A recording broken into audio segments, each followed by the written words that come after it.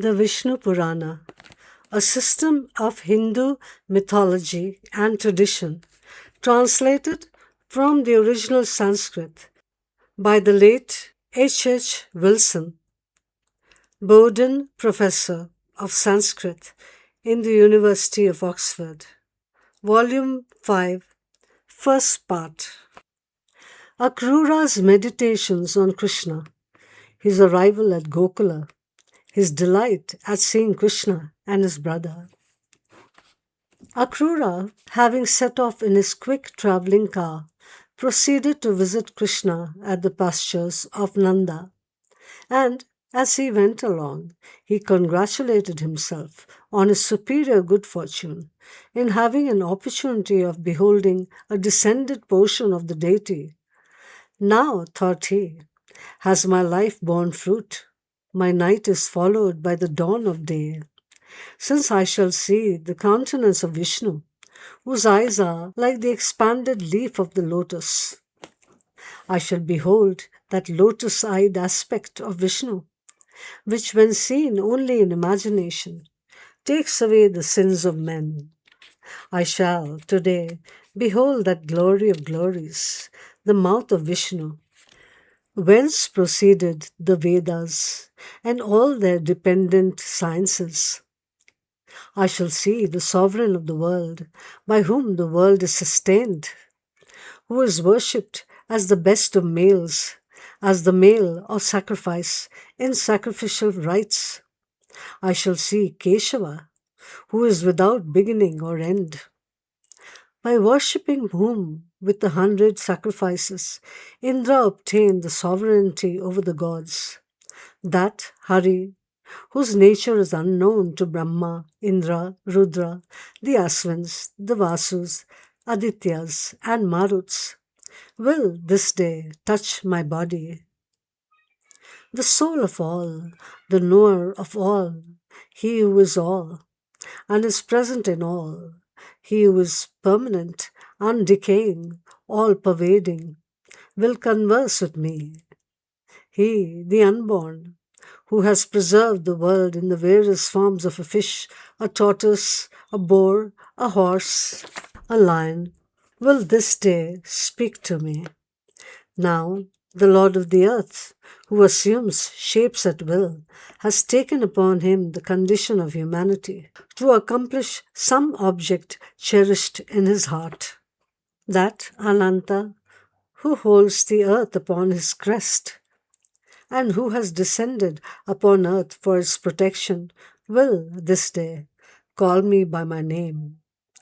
Glory to that being, whose deceptive adoption of father, son, friend, brother, mother, and relative the world is unable to penetrate. Glory to him, who is one with true knowledge, who is inscrutable, and through whom, seated in his heart, the yogin crosses the wide expanse of worldly ignorance and illusion.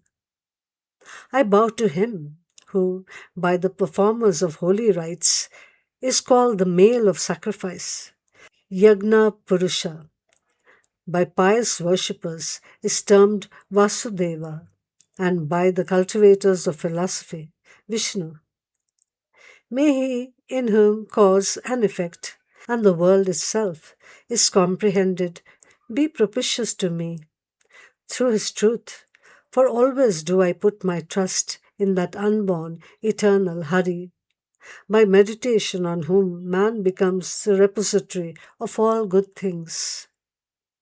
His mind thus animated by devout faith and meditating in this manner, Akrura proceeded on his road and arrived at Gokula a little before sunset, at the time of the milking of the cows. And there he saw Krishna amongst the cattle, dark as the leaf of the full-blown lotus, his eyes of the same color, and his breast decorated with the Srivatsa mark, long-armed and broad-chested, having a high nose and a lovely countenance brightened with mirthful smiles, treading firmly on the ground with feet whose nails were tinted red.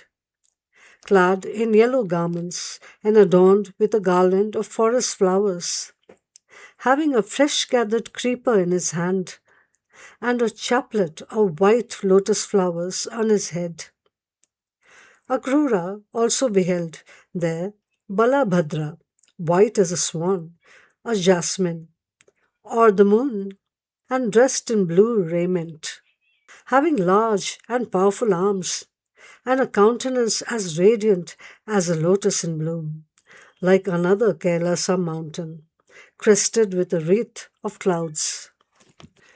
When Akrura saw these two youths, his countenance expanded with delight, and the down of his body stood erect with pleasure.